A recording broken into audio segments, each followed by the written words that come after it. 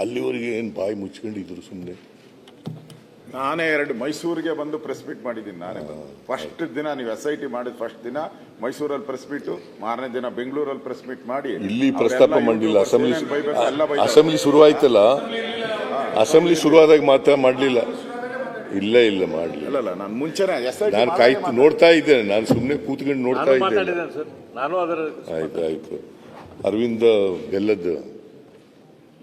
ನೀನು ಸುಮ್ಮನೆ ತಾಳ ಹಾಕಕ್ಕೆ ಹೋಗ್ಬೇಡ. ಸರ್ ನಾನು ಇಲ್ಲೇ ಕೂತಿದ್ದೆ. ಮಾನ್ಯ ಅಧ್ಯಕ್ಷರೇ, ಅದರಿಂದ ಮಾನ್ಯ ಸುರೇಶ್ ಕುಮಾರ್ ಅವರು ಈಗ ಈ ಉನ್ಮಾದಕ್ಕೆ ಬೆಂಕಿ ಹಚ್ತಾರಲ್ಲ, ಅವ್ರ ಅಪರಾಧಿಗಳಲ್ವಾ? ಉನ್ಮಾದ ಇದೆ, ಜನರಲ್ಲಿ ಉನ್ಮಾದ ಇರ್ತದೆ. ಅದಕ್ಕೆ ತುಪ್ಪ ಹಾಕೋರು, ಬೆಂಕಿ ಹಾಕೋರು, ಈಗ ಉರಿಯೋದ್ರ ಮೇಲೆ ಉಪ್ಪು ಹಾಕಿದ್ರು ಅಂತ ಹೇಳ್ತಾರಲ್ಲ, ಹಂಗೆ ತುಪ್ಪ ಸುರಿಯೋದು ಅದು ತಪ್ಪಲ್ವಾ?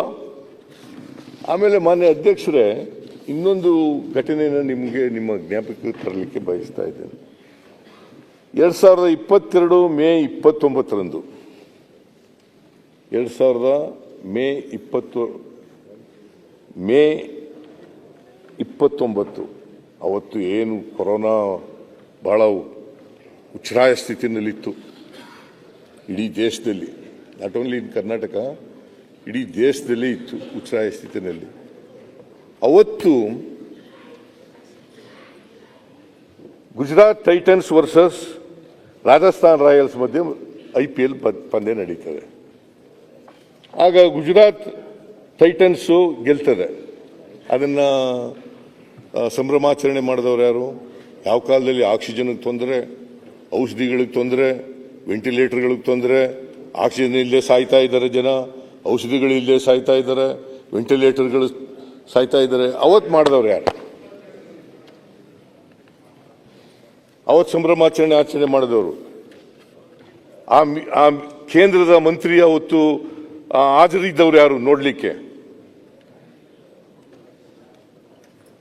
ಅಮಿತ್ ಶಾ ಅವರು ಅವರ ಧರ್ಮಪತ್ನಿಯವರ ಜೊತೆ ಸೇರ್ಕೊಂಡು ಸೋನಾಲ್ ಶಾ ಮತ್ತು ಗುಜರಾತ್ನ ಅಂದಿನ ಮುಖ್ಯಮಂತ್ರಿ ಭೂಪೇಂದ್ರ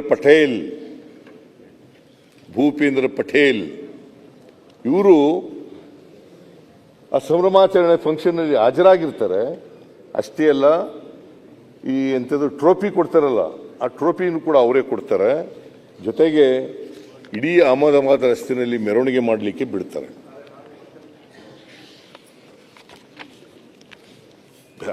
ಮೆರವಣಿಗೆ ಮಾಡಲಿಕ್ಕೆ ಬಿಡ್ತಾರೆ. ಆಮೇಲೆ ನರೇಂದ್ರ ಮೋದಿಯವರು, ಈ ದೇಶದ ಪ್ರಧಾನಮಂತ್ರಿಗಳು, ಟ್ರಂಪ್ ಅವ್ರನ್ನ ಕರ್ಕೊಬಂದು ಕೊರೋನಾ ಹರಡುತ್ತಿದ್ದಾಗ 2020ರಲ್ಲಿ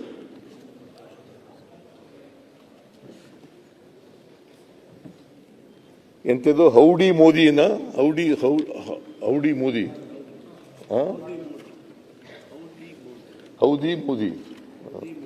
ಏನಾಗಂದ್ರೆ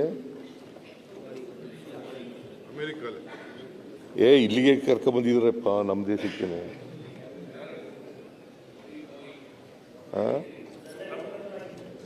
ಹೌದಿ ಮೋದಿ ಅಂತ ಹೇಳಿ 2020 ಅದಲ್ಲಪ್ಪ 2020ರಲ್ಲಿ. ಆಗ ಸಾವಿರಾರು ಜನ ಸತ್ತೋಯ್ತಾರೆ. ಯಾರ ಕಾರಣ ಇದಕ್ಕೆ? ಮಾನ್ಯ ಅಧ್ಯಕ್ಷರೇ, ನಾನು ಹೇಳಿದ್ನೆಲ್ಲ ಘಟನೆಗಳೆಲ್ಲ ಹೇಳಿದ್ವಲ್ಲ, ಇದರಲ್ಲಿ BJP ಅಧಿಕಾರದಲ್ಲಿತ್ತು. ಅನೇಕ ಸಂದರ್ಭಗಳಲ್ಲಿ BJP ಅಧಿಕಾರದಲ್ಲಿತ್ತು. BJPಯವರೇ ಮುಖ್ಯಮಂತ್ರಿ ಆಗಿದ್ದರು. ಯಾರಾದರೂ ಅಶೋಕ್ ಅವರೇ ಎಂಕ್ವೈರಿ ಮಾಡಿದ್ರ? ರಾಜೀನಾಮೆ ಕೊಟ್ರ? ತಪ್ಪಾಯ್ತು ಅಂತ ಹೇಳಿದ್ರ? ಯಾರಾದ್ರೂ ನಮ್ಮ ಸುರೇಶ್ ಕುಮಾರ್ ಅವರು ಅಬೇಟರ್ ಅಂತ ಕರೆದ್ರ ಯಾರಿಗಾರು? ಅದಾಯ್ತಲ್ಲ, ಅದು ಅದು ಅದು ಬಿಡಿ. ಚಾಮರಾಜನಗರದಲ್ಲಿ ನಾನು ಡಿ ಕೆ ಶಿವಕುಮಾರ್ ಹೋಗಿದ್ದು 36 ಜನ ಸತ್ತೋದ್ರು. ಅವತ್ತು ಸುರೇಶ್ ಕುಮಾರ್ ಅವರು ಡಿಸ್ಟಿಕ್ ಇನ್ಚಾರ್ಜ್ ಮಿನಿಸ್ಟರ್, ಸುಧಾಕರ್ ಆರೋಗ್ಯ ಮಂತ್ರಿ. ನೀವು ಹೋಗಿದ್ರಿ, ಇಬ್ಬರೇ ಸತ್ತದು.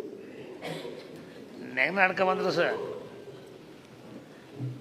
ಆಕ್ಸಿಜನ್ ಇಲ್ಲೇ ಸತ್ತರು. ತನಿಖೆ ಆಯಿತು. 62 ಜನರಲ್ಲಿ 36 ಜನ ಆಕ್ಸಿಜನ್ ಇಲ್ಲೇ ಸತ್ತೋದ್ರು. ಅವತ್ತು ಯಾರಾದರೂ ರಾಜೀನಾಮೆ ಕೊಟ್ಟರೆ ತಪ್ಪಾಯ್ತು ಅಂತ ಹೇಳಿದ್ರ? ನಿಮ್ಮ ಸುಧಾಕರ್ ಹೇಳಿದ್ರ? ನೀವು ಅಬೇಟರ್ ಅಂತ ಕರೆದ್ರ ಅವ್ರಿಗೆ? ನೀವೇ ಡಿಸ್ಟಿಕ್ ಇನ್ಚಾರ್ಜ್ ಮಿನಿಸ್ಟ್ರು.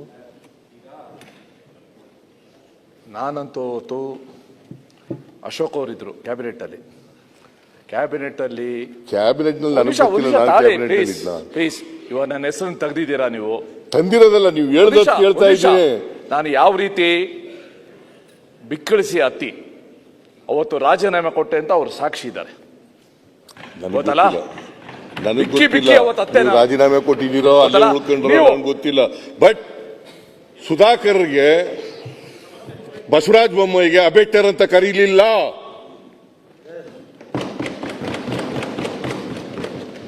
ನಮಗ್ ಮಾತ್ರ ಕರೆದ್ರಿ. ಬಸವರಾಜ ಬೊಮ್ಮಾಯಿ ಕರೆದ್ರ ಅಬೇಟರ್ ಅಂತ? ಸುಧಾಕರ್ ಕರೆದ್ರ?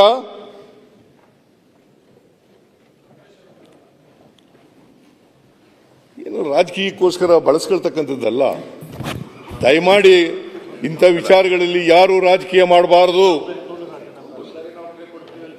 ಅಲ್ಲ, ನೀವು ಮುಖ್ಯಮಂತ್ರಿಗಳು, ನಾ ಹೇಳೋದು ಒಪ್ಕೊಂತೀನಿ. ಅವರು ಚಾಮರಾಜನಗರ ಹೇಳಿದ್ರು ಆಕ್ಸಿಜನ್ ಬಗ್ಗೆ. ಸುರೇಶ್ ಕುಮಾರ್ ಅವ್ರದ್ದು ಕ್ಯಾಬಿನೆಟ್ ವಿಚಾರವಾಗಿ ನಾನು ಇದ್ದೆ ಅಲ್ಲಿ ಕ್ಯಾಬಿನೆಟ್ ಅಲ್ಲಿ. ಅವರು ಏನು ಹೇಳಿದಾರೋ ಅದು ಸತ್ಯ ಹೇಳಿದ್ದಾರೆ. ನಾನು ಮುಖ್ಯಮಂತ್ರಿಗೆ ನಾನು ಹೇಳೋ ಅಂಥದ್ದು, ಸರಿ ಅಲ್ಲಾಯ್ತಲ್ಲ ಆಕ್ಸಿಜನ್ ಘಟನೆ, ಅವರೆಲ್ಲರ ಮನೆಗೂ ನೀವು ಹೋದ್ರಿ, ಅವರೆಲ್ಲರಿಗೂ 1 ಲಕ್ಷ ಡಿ ಕೆ ಶಿವಕುಮಾರ್ ಹೋಗಿ ಕಣ್ಣೀರ್ ಹಾಕಿದ್ರು. ಹೌದು. ಈ 11 ಜನ ಸತ್ರಲ್ಲ, ಅವ್ರ ಮನೆ ಯಾಕೆ ಹೋಗ್ಲಿಲ್ಲ ನೀವು?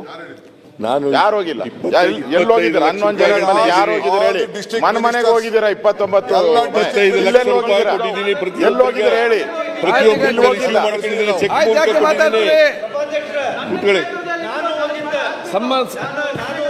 ಕನ್ಸರ್ನ್ ಡಿಸ್ಟ್ರಿಕ್ಟ್ ಮಿನಿಸ್ಟರ್ ಎಲ್ಲ ಕಡೆ ಹೋಗಿದ್ದಾರೆ. ಓಕೆ ಸುಧಾಕರ್, ಎಲ್ಲ ಹೋಗಿದ್ರಿ, ಎಲ್ಲ ಸುಧಾಕರ್, ಸುರೇಶ್ ಎಲ್ಲ ಅವ್ರವ್ರ ಜಿಲ್ಲೆ ಹೋಗಿದ್ರಿ.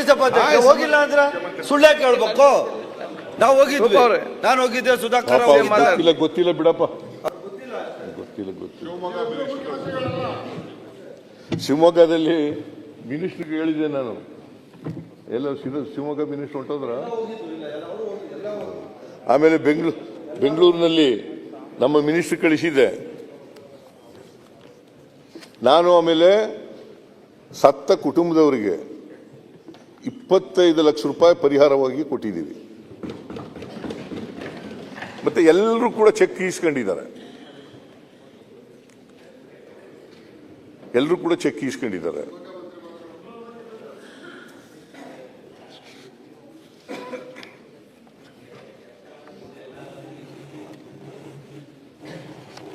ಅದರಿಂದ ಮಾನ್ಯ ಅಧ್ಯಕ್ಷರೇ, ಯಾರೂ ಕೂಡ ಮುಖ್ಯಮಂತ್ರಿಗಳಾಗಿದ್ದಂಥವ್ರು ಅವತ್ತು ಕಾಲದಲ್ಲಿ ಕಾಲು ತುಳಿತಕ್ಕೆ ಸತ್ತವರು.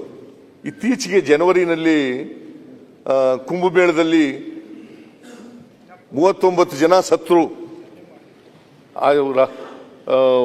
ಎಂತವನು ಆದಿತ್ಯನಾಥ್, ಯೋಗಿ ಆದಿತ್ಯನಾಥ್ ರಾಜೀನಾಮೆ ಕೊಟ್ರ.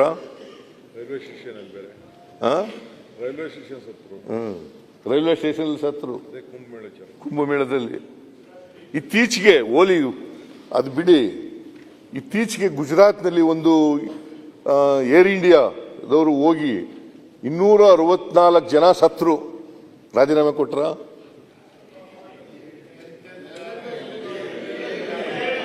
ಎಲ್ಲಿಂದ ಎಲ್ಲಿಗಲ್ಲ.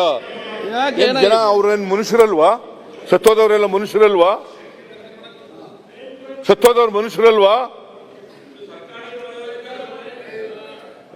ಅದು ಲಾಲ್ ಬಹದ್ದೂರ್ ಶಾಸ್ತ್ರಿ ರೈಲ್ವೆ ಆಕ್ಸಿಡೆಂಟ್ ಅಲ್ಲಿ ಯಾಕೆ ರಾಜೀನಾಮೆ ಕೊಟ್ಟರು? ಚನ್ನಬಸಪ್ಪ ಎಲ್ಲ ಗೊತ್ತಿದೆ. No, I am not ಎಲ್ಲದರಲ್ಲೂ yielding. ರಾಜಕಾರಣ ಚನ್ನಬಸಪ್ಪ I am not ಮಾಡ್ತಾರೆ. yielding. ಅವ್ರು ಮಾತಾಡ್ತಾರೆ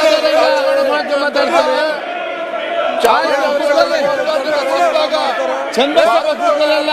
ಸರ್ಕಾರ ಸೌಕರ್ಯ ಕೊಡ್ತೀವಿ ಅಂತೇಳಿ ಭರವಸೆ ಆಯ್ತು. ಸರ್ಕಾರ ಆಯ್ತು. ಚಾಮರಾಜನಗರದ 36 ಜನಕ್ಕೆ ಸರ್ಕಾರಿ ನೌಕರಿ ಕೊಟ್ಟಿಲ್ಲ. ಆಯ್ತು. ಇವ್ರು ರಾಜಕಾರಣ ಮಾಡ್ತಾ ಇರ್ತಕ್ಕಂಥವ್ರು ಬಿಜೆಪಿ ಎಲ್ಲ. ಹಾವೇರಿನಲ್ಲಿ ಗೊಬ್ಬರ ಕೇಳಿದಾಗ ಮಾತಾಡಿದ ಸಿಎಂ ಅವ್ರು ಕೂತ್ಕೊಳ್ಳಲ್ಲ. ಇಬ್ಬರು ರೈತರು ಗೋಲಿಬಾರ್ ಮಾಡಿ ಸಾಕಿದ್ರಿ. ಬಿಜೆಪಿ ರಾಜಕಾರಣ ಮಾಡ್ತೀವಿ ಅಂತ ಹಾಗೆ ಹೇಳ್ತಾರೆ. ರಾಜೀನಾಮೆ ಭಾರತ್ ಕೊಟ್ರ? ಜೋಡೋ ಯಾತ್ರೆ ಸಂದರ್ಭದಲ್ಲಿ ಆಯ್ತು. ಯಡಿಯೂರಪ್ಪ ಅವರು ರಾಜೀನಾಮೆ ಕೊಟ್ರ? 36 ಜನಕ್ಕೆ ಸರ್ಕಾರಿ ನೌಕರಿ ಕೊಡ್ತೀವಿ ಅಂತ ಆಯ್ತು, ಹೇಳಿದ್ರು. ಮತ್ತೆ ಮಾತಾಡಿ. ನೀವು ರಾಜೀನಾಮೆ ಕೊಟ್ರ? ರಿಪ್ಲೈ ಮುಗಿಲಿ. ಸರ್ಕಾರಿ ನೌಕರಿ ಕೊಟ್ಟಿಲ್ಲ. ಆಯ್ತು, ರಾಜೀನಾಮೆ ಕೊಟ್ರ? ಮತ್ತೆ ಮಾತಾಡಿ. ಬಿಜೆಪಿಯವರೆಲ್ಲ ಬೇಲೂರ್ ತಪ್ಪಾಯ್ತು ಅಂತ ಹೇಳಿದ್ರ? ಕುರಿಯರ್ ಕೂತ್ಕೊಳ್ಳಲ್ಲ. 36 ಜನಕ್ಕೆ ಸರ್ಕಾರಿ ನೌಕರಿ ಕೊಟ್ರ ಹಾಗಾದ್ರೆ ಆಯ್ತು ಕೂತ್ಕೊಳ್ಳಿ. 2006ರಲ್ಲಿ ರಾಜ್ಕುಮಾರ್ ಅವರು ಮೃತಪಟ್ಟರು. 7 ಜನ ಸತ್ತೋದ್ರು ಗೋಲಿಬಾರ್ನಲ್ಲಿ. ಆಗ ಕುಮಾರಸ್ವಾಮಿ ಮುಖ್ಯಮಂತ್ರಿ, ಮಿಸ್ಟರ್ ಯಡಿಯೂರಪ್ಪನವರು ಉಪಮುಖ್ಯಮಂತ್ರಿ. ರಾಜೀನಾಮೆ ಕೊಟ್ರ? ರಾಜೀನಾಮೆ ಕೊಟ್ರ? ತಪ್ಪಾಯ್ತು ಅಂತ ಹೇಳಿದ್ರ? ಆಯ್ತು ಆಯ್ತಪ್ಪ. ಆಯ್ತು ಕೂತ್ಕೊಳ್ಳಿ ಈಗ. ಆಯ್ತು ಆಯ್ತು ಕೂತ್ಕೊಳ್ಳಿ ಈಗ. ಆಗ ಇದು ಮಾತಾಡ್ಬೇಡಿ. ಆಯ್ತು ಆಗ ಮಾತಾಡ್ತಾರೆ ನೀವು. ಆಯ್ತು ಸುಮ್ಮನೆ ಕೂತ್ಕೊಳ್ಳಿ. ನೀವ್ಯಾಕೆ ಅಂತ ಹೇಳ್ತೀರಿ? ಕೂತ್ಕೊಳ್ಳಿ. ದುರ್ವ್ಯಾಲ್ ದುರ್ವ್ಯಾಲ್ ಯಾಕೆ ಏನಾಗಿದೆ ನಿಮ್ಗೆ ಇವತ್ತು? ಇಲ್ಲಿ ಮುಖ್ಯಮಂತ್ರಿ ಮಾತಾಡ್ತಾರೆ, ಸುಮ್ಮನೆ ಕೂತ್ಕೊಳ್ಳಿ.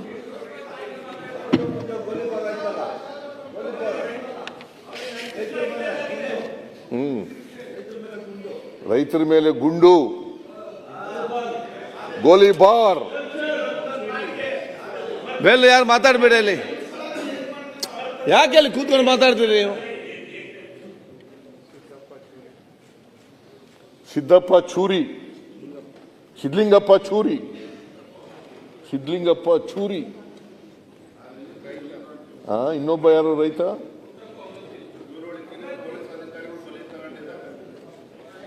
ಆಯ್ತು.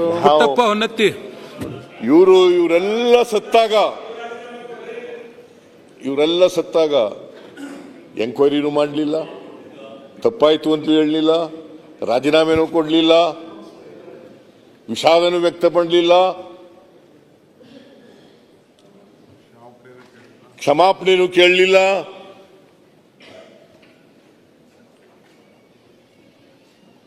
ನಮಗೆ ಪಾಠ ಹೇಳ್ಕೊಡ್ತೀರಾ ನೀವು? ಕೂತ್ಕೊಂಡು ಮಾತಾಡಬೇಡಿ ಅಲ್ಲಿ.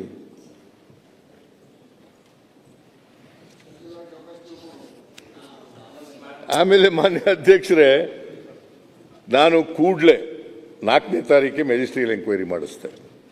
ನೆಕ್ಸ್ಟ್ ಡೇ 5 ಜನ ಸೀನಿಯರ್ ಪೊಲೀಸ್ ಆಫೀಸರ್ಸ್ನ ಸಸ್ಪೆಂಡ್ ಮಾಡಿದೆ. ಅದನ್ನು ಕೂಡ ಈ ಅಶೋಕ್ ಅವರು ಒಂದು ಕಡೆ ಕ್ರಿಟಿಸೈಸ್ ಮಾಡ್ತಾರೆ, ಇನ್ನೊಂದು ಕಡೆ ಅವ್ರ ಪರ ವಕಾಲತ್ ಆಗ್ತಾರೆ.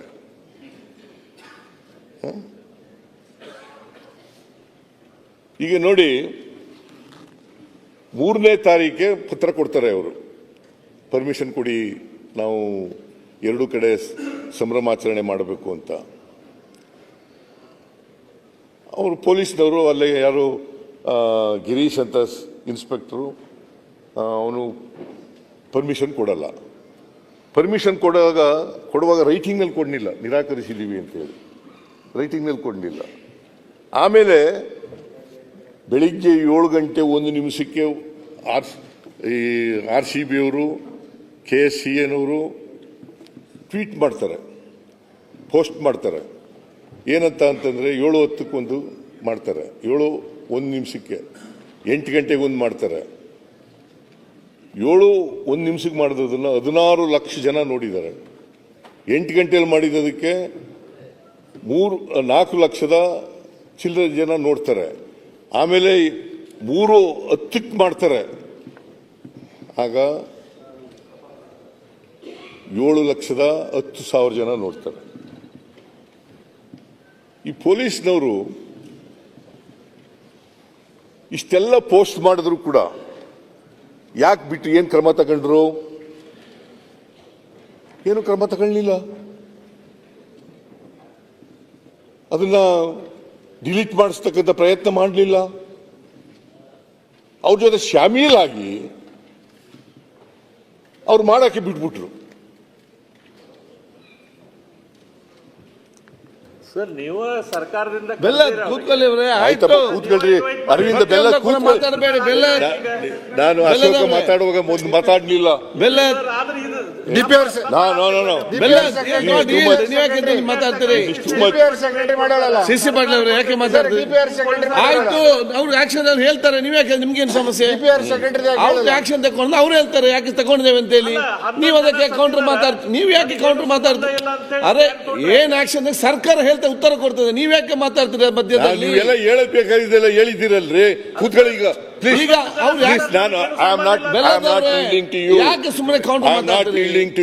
ಸರ್ಕಾರ ಆಕ್ಷನ್ ತಗೊಂಡ್ರೆ ಯಾಕೆ ತಗೊಂಡು ಹೇಳ್ತಾರೆ. ಇನ್ನು ಮುಂದೆ ಇದನ್ನ ಪಾಲನೆ ಮಾಡಿ. ಮಾನ್ಯ ಸಭಾಧ್ಯಕ್ಷರೇ, ಇದನ್ನ ಪಾಲನೆ ಮಾಡಿ. ವಿರೋಧ ಪಕ್ಷದ ನಾಯಕರು ಮಾತಾಡುವಾಗ ಯಾರು ಕೂಡ ಮಾತಾಡಬಾರದು. ಚೀಫ್ ಮಿನಿಸ್ಟರ್ ಮಾತಾಡುವಾಗ ಯಾರು ಕೂಡ ಮಾತಾಡಬಾರದು. ಡೆಪ್ಟಿ ಚೀಫ್ ಮಿನಿಸ್ಟರ್ ಮಾತಾಡುವಾಗ ಮಾತಾಡಬಾರದು.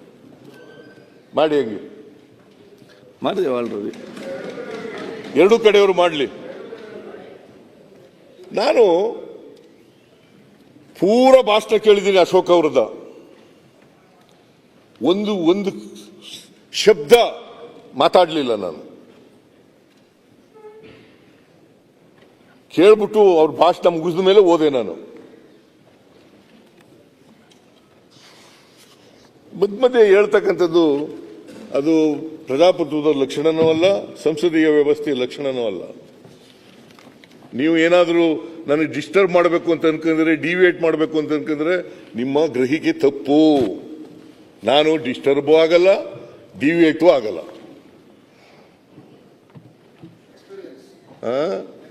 ಆಫ್ ಕೋರ್ಸ್ ಎಕ್ಸ್ಪೀರಿಯನ್ಸ್ ಅದು ಇದೆ.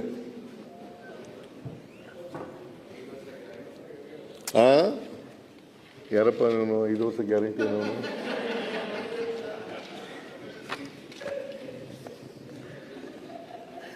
ಅದರಿಂದ ಮಾನ್ಯ ಅಧ್ಯಕ್ಷರೇ, 4ನೇ ತಾರೀಕು ಇನ್ಸಿಡೆಂಟ್ ನಡೀತು. 4ನೇ ತಾರೀಕೆ ಸಾಯಂಕಾಲ ಮ್ಯಾಜಿಸ್ಟ್ರಿಯಲ್ ಎಂಕ್ವೈರಿ ಮಾಡಿಸ್ದೆ. ಆಮೇಲೆ 5ನೇ ತಾರೀಕು ಸಸ್ಪೆಂಡ್ ಮಾಡಿದೆ. 5ನೇ ತಾರೀಕೆ Michael Cunha, retired high court judge, ಅವರ ಅಧ್ಯಕ್ಷತೆಯಲ್ಲಿ 1 ಮ್ಯಾನ್ ಕಮಿಷನ್ ಮಾಡಿದೆ. ಆಮೇಲೆ ಅಷ್ಟೇ ಅಲ್ಲ, ನನ್ನ ಪೊಲಿಟಿಕಲ್ ಸೆಕ್ರೆಟರಿನೇ ತೆಗೆದಾಕಿದೆ.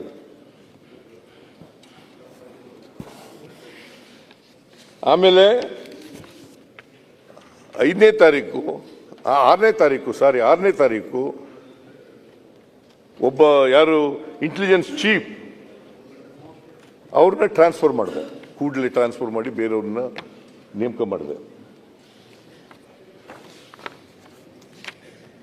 ಅದನ್ನು ಮಾನ್ಯ ಅಧ್ಯಕ್ಷರೇ, ಪೊಲೀಸ್ನವರು ಇದನ್ನ ತಡೀಲಿಕ್ಕೆ ಸಾಧ್ಯ ಆಯಿತು. ಒಂದು ವೇಳೆ ನಾನು 4:15 ಹೋದೆ. ನನಗೆ 4 ಗಂಟೆ ಬರೋಕ್ಕೆ ಹೇಳಿದರು. ಬಂದು ಆಫೀಸ್ನಲ್ಲಿ ಕೂತಿದ್ದೆ, ನಮ್ಮ ಚೀಫ್ ಮಿನಿಸ್ಟರ್ ಆಫೀಸ್ನಲ್ಲಿ ಕೂತಿದ್ದೆ. ಆಮೇಲೆ ನನಗೆ 4:15 ಬರಬೇಕು ಅಂತಂದರು. 4:15 ಹೋದೆ. ಅದು ಫಂಕ್ಷನ್ 5 ಗಂಟೆ ಶುರುವಾಯಿತು. 5 ಗಂಟೆ ಅಲ್ಲ, 10 ನಿಮಿಷ ನಡೆದಿರ್ಬೋದು. 5 ಮಳೆ ಬಂತು. ನಾನು ಅಲ್ಲಿಂದ ಹೊರಟುಬಿಟ್ಟೆ. ನನಗೆ ಗೊತ್ತೇ ಇಲ್ಲ ಏನಾಗಿದೆ ಅನ್ನೋದು ಗೊತ್ತಿಲ್ಲ. ಮತ್ತೆ ಇಲ್ಲಿ ಸ್ಟೇಡಿಯಂನಲ್ಲಿ ಏನಾಗಿದೆ ಅನ್ನೋದು ಗೊತ್ತಿಲ್ಲ ನನಗೆ. ಸತ್ಯ ಹೇಳ್ತಾ ಇದ್ದೀನಿ. ತಿಂಡಿ ತಿನ್ಕೊಂಡು ಹೋಟೆಲ್ನಲ್ಲಿ ಈಚೆ ಬಂದ ಮೇಲೆ ಬರಲಿಲ್ಲ. ನಾನು ಗವರ್ನರ್ಗೆ ನಾನೇ ಫೋನ್ ಮಾಡಿದೆ, ನೀವು ಬರ್ರಿ ಅಂತ. ರಾಜ್ಯಪಾಲರಿಗೆ ನಾನೇ ಫೋನ್ ಮಾಡಿ ಹೇಳಿದೆ, ಬರ್ರಿ ನಾವು ಅಂತ ಹೇಳ್ತೀವಿ. ನಾನು, ಗವರ್ನರು, ಡೆಪ್ಟಿ ಚೀಫ್ ಮಿನಿಸ್ಟರು, ಗೃಹ ಮಂತ್ರಿಗಳು, ಇನ್ನೂ ಕೆಲವು ಮಂತ್ರಿಗಳೆಲ್ಲ ಇದ್ರು. ಅದು ಏನು ಬಹಳ ಗೊಂದಲ ಆಗೋಯ್ತು ಅಂತ ಒಂದು ವೇಳೆ ಫೋಟೋ ಎಲ್ಲ ತೋರಿಸಿದ್ರು. ನಿಜ, ಈ ಉನ್ಮಾದ ಇದೆಯಲ್ಲ, ಸಮೂಹ ಸನ್ನಿ ಇದೆಯಲ್ಲ, ಇದರಲ್ಲಿ ಅನೇಕ ಸಾರಿ ಇವರು ಫೋನ್ ತಗೊಂಡು ಹೇಳಿದ್ರು ಡಿ.ಕೆ. ಶಿವಕುಮಾರ್. ಆದರೆ ಜನ ಕೇಳೋ ಪರಿಸ್ಥಿತಿಯಲ್ಲಿ ಇರಲಿಲ್ಲ ಅವತ್ತು. ಅಸೆಂಬ್ಲಿಯಲ್ಲಿ ಕೇಳೋದಿಲ್ಲ ಅವರು. ಅಸೆಂಬ್ಲಿಯಲ್ಲಿ ಇವ್ರು ಕೇಳುದಿಲ್ಲ ಇಷ್ಟು ಜನ. ನೀವು ಪಾಪ ನೀವು ಎಷ್ಟೊಂದು ನಿಮ್ ಗಂಟ್ಲೆಲ್ಲ ಶೋಷಣೆ ಮಾಡ್ಕೊತೀರಿ, ಕೇಳೋದೇ ಇಲ್ಲ ಯಾರು. ಮನೆ ಅಧ್ಯಕ್ಷರೇ, ನಾವು ಏನೇನು ಕ್ರಮಗಳು ತಗೋಬೇಕು ಎಲ್ಲ ಕ್ರಮಗಳನ್ನು ಕೂಡ ತಗೊಂಡಿದ್ದೀವಿ. ಸಸ್ಪೆಂಡ್ ಮಾಡಿದ್ದೀವಿ 3 ಜನ IPS ಆಫೀಸರ್ಗಳು, ಒಬ್ಬರು ACP, ಒಬ್ಬರು ಇನ್ಸ್ಪೆಕ್ಟ್ರು, 5 ಜನನು ಕೂಡ ಮಾಡಿದ್ದೀವಿ. ಆಮೇಲೆ ಕೂಡಲೇ ನಾವು ಅವರು 5 RCB ಅವರು, KSCAನವರು ಮತ್ತು DNA ಇವರು 3 ಜನರ ಮೇಲೆ ಕ್ರಿಮಿನಲ್ ಕೇಸ್ ಹಾಕಿ ಅವ್ರನ್ನ ಅರೆಸ್ಟ್ ಮಾಡಿದ್ದೀವಿ.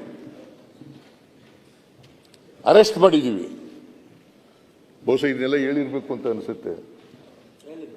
ಹೇಳಿದ್ದೀರಿ. ನಾನು ಇರ್ಲಿಲ್ವಲ್ಲ, ಅದರಿಂದ ಹೇಳ್ತಾ ಇದ್ದೀನಿ ಅಷ್ಟೇ. ಏನೇನು ಹೇಳಿದ್ದೀರಿ ಅಂತ ಹೇಳ್ಬಿಟ್ರೆ ನಾನು ಬಿಟ್ಬಿಡ್ತೀನಿ ಅಂತ.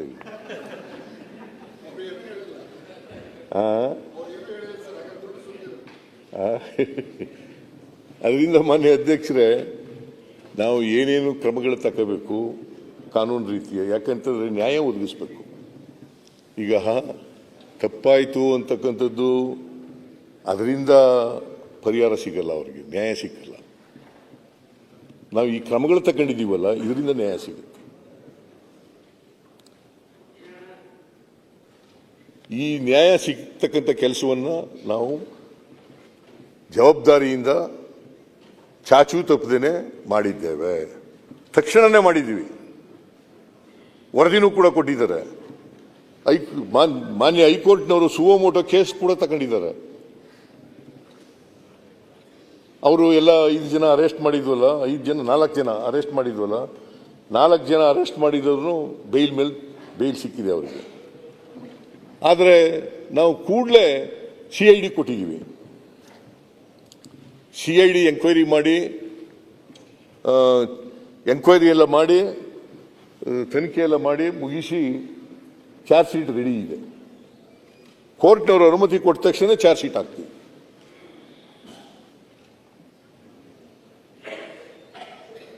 ಆದ್ರಿಂದ ಇವರು ಹೇಳುತ್ತಾರಲ್ಲ, ಸರ್ಕಾರ ಜವಾಬ್ದಾರಿ, ಸರ್ಕಾರ ಕಾರಣ, ಇದಕ್ಕೆ ಸಿದ್ದರಾಮಯ್ಯ ಕಾರಣ, DK ಶಿವಕುಮಾರ್ ಕಾರಣ, ಇವರೆಲ್ಲ ಗೃಹ ಮಂತ್ರಿಗಳು ಪರಮೇಶ್ವರ್ ಕಾರಣ, ಇವರೆಲ್ಲ ರಾಜೀನಾಮೆ ಕೊಡಬೇಕು ಅಂತ ಹೇಳ್ತಕ್ಕಂಥದ್ದು ಸರಿಯಲ್ಲ. ಯಾಕೆಂದ್ರೆ ಇವರು ಈ ಘಟನೆಗಳು ನಡೆದಿದ್ದಾವಲ್ಲ, ಎಲ್ಲೂ ಕೂಡ ತನಿಖೆನೂ ಮಾಡಿಲ್ಲ, ತಪ್ಪಾಯ್ತು ಅಂತಲೂ ಹೇಳಿಲ್ಲ, ರಾಜೀನಾಮೆನೂ ಕೊಟ್ಟಿಲ್ಲ, ಕ್ಷಮಾಪಣೆನೂ ಕೇಳಿಲ್ಲ. ಆದರೂ ನಾನು ಮತ್ತೊಮ್ಮೆ, ಈಗಾಗಲೇ ಒಂದ್ಸಾರಿ ವಿಷಾದ ವ್ಯಕ್ತ ಮಾಡಿದ್ದೀನಿ, ಮತ್ತೊಮ್ಮೆ ಈ ಘಟನೆ ನಡೀಬಾರ್ದಾಗಿತ್ತು, ನಡೀಬಾರ್ದಂತ ದುರಂತ ನಡೆದಿದೆ, ಆದರೂ ನಾನು ವಿಷಾದವನ್ನು ವ್ಯಕ್ತ ಮಾಡ್ತೇನೆ.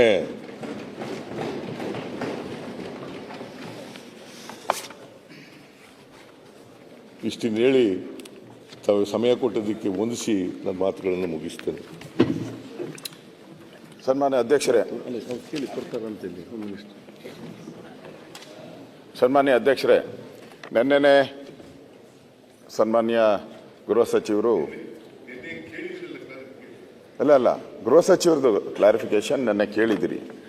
ಈಗ ನಾನು ಹೊಸದು ಅವ್ರು ಏನು ಹೇಳಿದ್ದು ನಾನು ಹೇಳ್ತೀನಿ ಅಂತ ಬಂದು ಅವ್ರೇನು ಏನಪ್ಪ ಏನಕ್ಕಪ್ಪ ಅವರು ಹೇಳದೇ ಇರೋದನ್ನ ನಾನು ಹೇಳ್ತೀನಿ ಅಂತ ನೀವು ಹೇಳಿದ್ದೀರಾ. ಏನು ಹೇಳಿದ್ದೀರಾ ಅವ್ರು ಹೇಳದೇ ಇರೋದಕ್ಕೆ ಅದಕ್ಕೆ ರಿಪ್ಲೈ ಕೇಳಬೇಕಲ್ಲ. ನಮ್ಮ ಡ್ಯೂಟಿ, ಇಟ್ ಇಸ್ ಡ್ಯೂಟಿ. ನೀವು ಹೇಳಿದಾರ ಜವಾಬ್ದಾರಿಯ ಸೀಟು ಅಂತೇಳಿ. ಅಧ್ಯಕ್ಷರೇ, ಈ ಸಿದ್ದರಾಮಣ್ಣವ್ರದ್ದು ಎಕ್ಸಾಮ್ ಬಂದಾಗ ಅವರ ತಂದೆಯವ್ರ ಹತ್ರ ಹೋದ್ರಂತೆ. ತಂದೆಯವ್ರು ಕರೆದು ಕೇಳಿದ್ರಂತೆ, ಏನಪ್ಪ ಏನು ನಿನ್ನ ರಿಸಲ್ಟು, ಎಕ್ಸಾಮ್ ಆಗೈತೆ, ಏನು ರಿಸಲ್ಟ್ ಬಂದೈತೆ ಅಂತ. ಸಿದ್ದರಾಮಣ್ಣವ್ರು ಹೇಳಕ್ಕೆ ಶುರು ಮಾಡಿದ್ರು, ಅವನು ಫೇಲ್ ಆದ, ಇವನು ಫೇಲ್ ಆದ, ಭೀಮಾ ಫೇಲ್ ಆದ, ಸೋಮ ಫೇಲ್ ಆದ. ಆಮೇಲೆ ಕೊನೆಯಲ್ಲಿ ಹೇಳಿದ್ರಂತೆ, ಕೊನೆಯಲ್ಲಿ ಅವ್ರು ಏನು ಹೇಳಿದ್ದು ಅಂದರೆ, ನಾನು ಫೇಲ್ ಆದೆ ಅಂತ ಹೇಳಲೇ ಇಲ್ಲಂತೆ. ಬರೀ ಅವನು ಫೇಲ್ ಆದ, ಇವನು ಫೇಲ್ ಆದ, ಅವನು ಫೇಲ್ ಆದ, ಇವನು ಫೇಲ್ ಆದ, ನಾನು ಫೇಲು ಅಂತ ಹೇಳಲೇ ಇಲ್ಲ. ಹೇಳಲೇ ಇಲ್ಲ, ಸೈಲೆಂಟ್ ಅದು. ಇವತ್ತು ಉತ್ತರ ಹಂಗೆ. ಅಲ್ಲೇನೋ ನಾನು ಕ್ರಿಕೆಟ್ ಬಗ್ಗೆ ಮಾತಾಡಿದ್ದು ನನ್ನ ಭಾಷಣ ಪೂರ್ತಿ ಮೊನ್ನೆ ನಾನೇನು ಮಾತಾಡಿದ್ದೀನಿ ಅದರಲ್ಲಿ ಕ್ರಿಕೆಟ್ ಬಿಟ್ಟು ನಾನು ಆಚೆ ಹೋಗಲೇ ಇಲ್ಲ. ನೆನ್ನೆ ಪರಮೇಶ್ವರರು ಉತ್ತರ ಅದೇ ಕೊಟ್ಟಿದ್ದು. ನಮ್ಮ CM ಅವರು ಊರೆಲ್ಲ ಸುತ್ತಾಡಿಸ್ಬಿಟ್ರು ನಮ್ಮನ್ನು. ಈ ನಮ್ಮ ಆಟೋದಲ್ಲಿ ಹತ್ತಿದ್ರೆ ಜಗತ್ತನ್ನೇ ಜಗತ್ತನ್ನೆಲ್ಲ ಸುತ್ತಾಡಿಸ್ಬಿಟ್ರು. ಜಗತ್ತನ್ನೆಲ್ಲ ಸುತ್ತಾಡಿಸಿ ನಮ್ಮ ಪ್ರಶ್ನೆಗಳಿಗೆ ಅವರು ಉತ್ತರ ಕೊಡಲೇ ಇಲ್ಲ. ಕೊನೆಗೆ ಮುಖ್ಯಮಂತ್ರಿಗಳು ಅವರ ಟ್ವೀಟಲ್ಲೂ ಹೇಳಿದ್ದಾರೆ, ಅವರು ಭಾಷಣದಲ್ಲೂ ಹೇಳಿದ್ದಾರೆ, ನನಗೆ ಸ್ಟೇಡಿಯಂಗೆ ನಾವು ಪರ್ಮಿಷನ್ ಕೊಟ್ಟೇ ಇಲ್ಲ ಅಂತ ಹೇಳಿದ್ದಾರೆ. ಇವತ್ತು ಅದೇ ಸ್ಟ್ಯಾಂಡಲ್ಲಿ ಇದ್ದಾರೆ. ನಾನು ಹೇಳ್ಬಿಡ್ತೀನಿ, ಇವತ್ತು ಅದೇ ಸ್ಟ್ಯಾಂಡಲ್ಲಿ ಇದ್ದಾರೆ. ಕೊಟ್ಟಿಲ್ಲ ಅಂದಮೇಲೆ ಕೊಟ್ಟವ್ರು ಯಾರು? ಪೊಲೀಸವರು. ಕೂತ್ಕೋತೀರಾ ದಯಮಾಡಿ? ನೀವು ಅನುಮತಿ ಕೊಟ್ಟಿಲ್ಲ, ನಾನು ಕೊಡ್ತೀನಿ ಸರ್, ಮಾತಾಡಿ. ಕೂತ್ಕೊಂಡ್ರೆ ಹೇಳ್ತೀನಿ. ಆಯ್ತು, ಹೇಳಿ ಸರ್. 2009ರಲ್ಲಿ ಒಂದು ಗೌರ್ಮೆಂಟ್ ಆರ್ಡರ್ಸ್ ಆಗಿದೆ, ಪೊಲೀಸ್ನವರು ಆರ್ಡರ್ಸ್. ಏನಪ್ಪ ಅಂತಂದರೆ ಲೈಸೆನ್ಸಿಂಗ್ ಆರ್ಡರ್ಸ್ನ ತಗೋಬೇಕು ಅಂತ. ಲೈಸೆನ್ಸಿಂಗ್ ಆರ್ಡರ್ಸ್ ತಗೊಂಡೇ ಇಲ್ಲ. 2009ರಲ್ಲಿ ಲೈಸೆನ್ಸಿಂಗ್ ಆರ್ಡರ್ ಕೊಡಬೇಕು ಅಂತ ಇದು ತಗೋಬೇಕು ಅಂತ ಇದೆ, ಇವ್ರು ತಗೊಂಡೇ ಇಲ್ಲ. Without the licensing orders they have conducted the function. ಅವ್ರು ಈಗ ಲೈಸೆನ್ಸ್ ತಗೊಂಡಿಲ್ಲ ಅಂದಮೇಲೆ ಸನ್ಮಾನ್ಯ ಅಧ್ಯಕ್ಷರೇ ನಾನು ಕೇಳೋದು, ಪೊಲೀಸ್ನವ್ರು ನಿಲ್ಲಿಸ್ತಿಲ್ವಾ ಅಂತ ಸಸ್ಪೆಂಡ್ ಮಾಡೋದು. ಲೈಸೆನ್ಸ್ ತಗೊಂಡಿಲ್ಲ ಅಂತ ಮುಖ್ಯಮಂತ್ರಿಗಳು ಹೇಳಿದ್ದಾರೆ. ಲೈಸೆನ್ಸ್ ತಗೊಂಡಿಲ್ಲ ಅಂದಮೇಲೆ ಉಪಮುಖ್ಯಮಂತ್ರಿಗಳು ಹೆಂಗ್ ಹೋದ್ರು? ಅದಕ್ಕೆ is A illegal function. It is A illegal. ಸರ್ಕಾರ ಅದಕ್ಕೆ ಅನುಮತಿ ಕೊಟ್ಟಿಲ್ಲ ಅಂತ ಮುಖ್ಯಮಂತ್ರಿ ಡಿಕ್ಲೇರ್ ಮಾಡಿಬಿಟ್ರು. ಆದ್ಮೇಲೆ ಇಲ್ಲಿಗಲ್ ಫಂಕ್ಷನ್ಗೆ ಸನ್ಮಾನ್ಯ DK ಶಿವಕುಮಾರ್ ಯಾಕೆ ಹೋದರು? ನಮ್ಮ ಪ್ರಶ್ನೆ ಅಷ್ಟೇ. ಇದಕ್ಕೆ ಅವ್ರಿಗೆ ಗೊತ್ತಿಲ್ಲ. ಅಯ್ಯೋ, ಆಮೇಲೆ ಬಿಡಿ. ನಿಮ್ಮ ಪಾರ್ಟಿಯವ್ರಿಗೆ ಅವ್ರಿಗೆ ಖುಷಿ ಮಾಡೋಕ್ಕೂ ಆಗಲ್ಲ. Very simple. ಅಲ್ಲ, ನೆನ್ಸ್ಕೊಂಬೇಡ ಅಂದ್ರೆ ಬೇಡ. ನೀನು ನೆನ್ಸ್ಕೊಳ್ಳೋದೇ ಇಲ್ಲ, ನಾವು ನೆನ್ಸ್ಕೊಳ್ಳೋದೇ ಇಲ್ಲ. ಕಾರ್ಯಕ್ರಮ ನಡೀತು. ಅಲ್ಲಿ ಶಂಕರ್, ನಮ್ಮ ಅಧ್ಯಕ್ಷರು KC ಅವರೆಲ್ಲ ಪಾಪ ಜಾಗ ಇಲ್ಲದೆ ಬಿಕ್ ನೋಡ್ತಾ ಇದ್ರು. ಅವರು ಸ್ಟೇಡಿಯಂಗೆ ಹೋಗ್ಬೇಕಾಯ್ತು. ನಾನು ಡಿಸ್ಟ್ರಿಕ್ಟ್ ಮಿನಿಸ್ಟ್ರು, ನನಗೆ ಬಂದು ಪೊಲೀಸ್ ಅವರು ಒಂದು ರಿಕ್ವೆಸ್ಟ್ ಮಾಡ್ಕೊಂಡ್ರು, ಸರ್ ಒಂದು 10 ನಿಮಿಷದಲ್ಲಿ ಮುಗಿಸೋಂಥ ಒಂದು ವ್ಯವಸ್ಥೆ ಮಾಡಬೇಕು ಅಂತ ಪೊಲೀಸ್ ಕಮಿಷನರೇ ಪರ್ಸನಲ್ ಕೇಳಿದ್ರು. ನಾನು ಹೋಗಿದ್ದು ನಿಜ, ಅಲ್ಲಿ ಇದ್ದಿದ್ದು ನಿಜ. ಅವ್ರಿಗೆಲ್ಲ RCB ಅವ್ರಿಗೆಲ್ಲ ಅವ್ರಿಗೆ ಯಾರು ಮಾತು ಕೇಳಲ್ಲ ಸರ್, ನೀವು ಒಂದು ಮಾತು ಹೇಳಬೇಕು ಅಂತ ಅಂದರು. ನಾನು ಹೇಳಿದ್ದು ಹೇಳ್ತಾ ಇದ್ದೆ, ಇದೇ ಮಾತನ್ನ ನಾನು ಮುಂದೆ I have given my confession statement. ನಾನು ನಾನೇನು ಹೋಗಿಲ್ಲ ಅಂತ ಪರ್ಮಿಷನ್ ನನಗೇನು ಅವಶ್ಯಕತೆ ಇಲ್ಲ. ಇಟ್ ಈಸ್ ಮೈ, ನನ್ನ ಜವಾಬ್ದಾರಿ ಇದೆ. ನಾನು ಹೋಗಿದ್ದೀನಿ, ನನ್ನ ಡ್ಯೂಟಿನ ಪಾಪ ಪೊಲೀಸ್ ಅವ್ರು ಹೇಳೋದು ಅಂತ ಅಟೆಂಡ್ ಮಾಡಿದ್ದೀನಿ. ಅಲ್ಲಿ ಹೋಗಿದ್ದೀನಿ, ಮುತ್ತು ಕೊಟ್ಟು ನೀವು ಇಶ್ಯೂ ಮಾಡಿದ್ದೀನಿ, ಎಲ್ಲ ಮಾಡಿದ್ದೀನಿ. ಈಗಾಗಲೇ ಸಾಕಷ್ಟು ಹೇಳಿದ್ದಾರೆ. ನನ್ನ ಅನುಮಾನ ಏನು ಅಂದರೆ, ಕೇವಲ ಒಂದು ಗಂಟೆಯಲ್ಲಿ ಆ ಸ್ಥಳಕ್ಕೆ ಬರ್ಬೋದಾದಂಥ ದೂರದಲ್ಲಿ ಸುಮಾರು 10,000 ಪೊಲೀಸ್ ಫೋರ್ಸ್ ಬೆಂಗಳೂರು ಒಳಗಿದೆ. ನೀವು ಅದರಲ್ಲಿ ಎಷ್ಟು ಡ್ರಾ ಮಾಡಿದ್ರಿ? 4 ಲಕ್ಷ ಜನ ಸೇರ್ತಾರೆ, 5 ಲಕ್ಷ ಜನ ಸೇರ್ತಾರೆ, ಮೊದಲಿನ ರಾತ್ರಿನೇ ಎಲ್ಲರೂ ಕೂಡ ಗೊತ್ತಿತ್ತು. ನೀವೀಗ ಹೇಳ್ತೀರಿ 5 ಹೆಣ ಬಿದ್ದರ ಮೇಲೂ 1 ಗಂಟೆ ನಂತರ ನಿಮ್ಗೆ ಗೊತ್ತಾಗ್ತದೆ ಒಬ್ಬ ಮುಖ್ಯಮಂತ್ರಿಗೆ. ಅಂದ್ರೆ ನಿಮ್ಮ ಮತ್ತು ಪೊಲೀಸರ ಬಾಂಧವ್ಯ ಏನಿದೆ? ನಿಮ್ಮ ರಾಜ್ಯದಲ್ಲಿ ಈ ರೀತಿ ಲ್ಯಾಂಡ್ ಆರ್ಡರ್ ಸಿಚುಯೇಷನ್ ಏನಾಗ್ತದೆ ಇದೆ ಸರ್. ಪುನೀತ್ ರಾಜ್ಕುಮಾರ್ ತೀರ್ಕೊಂಡ್ರು 1 ಗಂಟೆನಲ್ಲಿ. ಕೇಳಿ ಸರ್, ಪುನೀತ್ ರಾಜ್ಕುಮಾರ್ ಅವರು ತೀರ್ಕೊಂಡಾಗ 1 ಗಂಟೆನಲ್ಲಿ ಇಷ್ಟು ಪೊಲೀಸ್ ಫೋರ್ಸ್ ಅನ್ನ ನಾವು ಡ್ರಾ ಮಾಡಿ 25 ಲಕ್ಷ ಜನ ಅವತ್ತು ನೋಡ್ಲಿಕ್ಕೆ ಬಂದಿದ್ದೆ 2 ದಿವಸದಲ್ಲಿ. ಈಗ ತಾವೇ ಬಂದು ಹೇಳಿ. 1 ನಿಮಿಷ ಸರ್, ಚರ್ಚೆ ಆಗಿದೆ, ಉತ್ತರ ಅಲ್ಲ, ನಾನು ಹೇಳೋದು ಕ್ಲಾರಿಫಿಕೇಶನ್. ಹೌದು, ಆಗ್ತದ ಏನ್ ಹೇಳಿದ್ರೆ ಹೇಳೋದು. 1 ನಿಮಿಷ ಹೇಳಿದ್ದಾರೆ ಅವರು. ಸರ್ ನನ್ನ ವಿನಂತಿ ಇಷ್ಟೇನೆ, ನೀವು ಬೇರೆ ಬೇರೆ ಉದಾಹರಣೆ ಕೊಟ್ಟು ನೀವು ಸಮರ್ಥನೆ ಮಾಡಿಕೊಂಡ್ರೆ ನಿಮ್ಮ ಫೇಲ್ಯೂರ್ ಇದರಲ್ಲಿದೆ. ಹೆಚ್ಚಿನ ವಿಡಿಯೋಗಳಿಗೆ ಪ್ರತಿಧ್ವನಿ ಯೂಟ್ಯೂಬ್ ಚಾನೆಲ್ ಸಬ್ಸ್ಕ್ರೈಬ್ ಮಾಡಿ, ಬೆಲ್ ಐಕಾನ್ ಕ್ಲಿಕ್ ಮಾಡಿ.